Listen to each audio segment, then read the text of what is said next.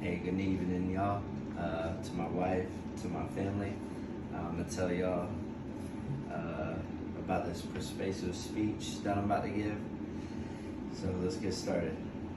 By the end of my speech, the audience will know the reasons to not text while driving and the consequences of doing so. How many of you in this room can admit you have texted while driving more times than you can count? 1 out of 4 accidents in the United States is caused by texting and driving. It can wait, is what we hear in the advertisements for no texting and driving, and they are right. Today we'll discuss first why you shouldn't text and drive, next the statistics of accidents caused by texting and driving, then the different consequences of doing so.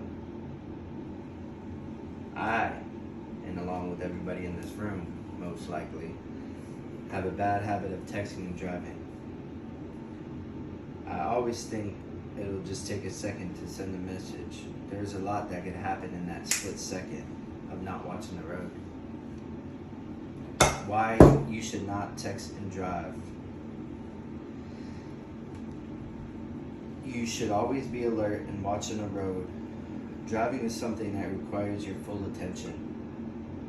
It is very easy to get distracted while driving, and texting is your number one reason you should say you only text while at the red light. But you get comfortable and do so more than that. You can cause an accident or not be aware enough to try and avoid one. A text is not worth losing your life. Now we'll go into statistics of texting while driving. As I mentioned before in an article called Texting and Driving Accident Statistics on EdgarSnyder.com, it states the National Safety Council reports that cell phone use while driving leads to 3,000 deaths a year and over 300,000 were injured. In the same article, it states that texting while driving is 6 times more likely to cause an accident than driving drunk. This bullet point in the article surprised me.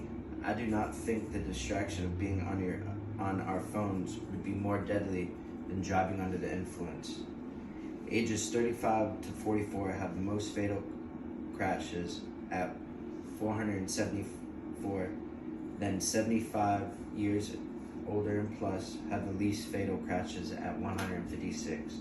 A total of 24 states have banned handheld cell phone use while driving.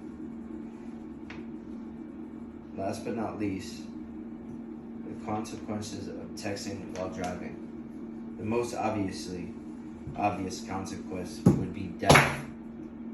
You can either kill yourself or kill others in a fatal crash. The same article on TSave.com shows many examples of the consequences from accidents. One in particular is horrifying.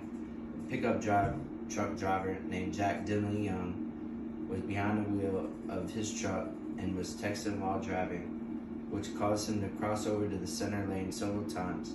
He ended up crashing with a minibus, killing 12 passengers.